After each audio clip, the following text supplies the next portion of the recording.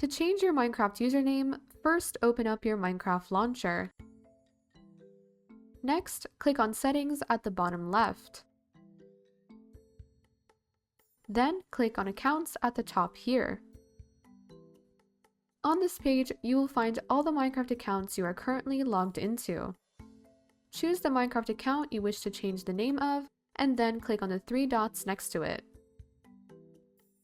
Then click on Manage Account. After that, you will be automatically redirected to the login page on Minecraft's official website.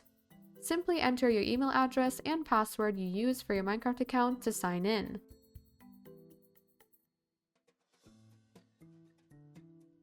After doing so, you can now see your account settings. At the bottom of the page under Profile Information, you should be able to see your Minecraft username. Click on Change and enter your new username. Players are only allowed to change their username once every 30 days.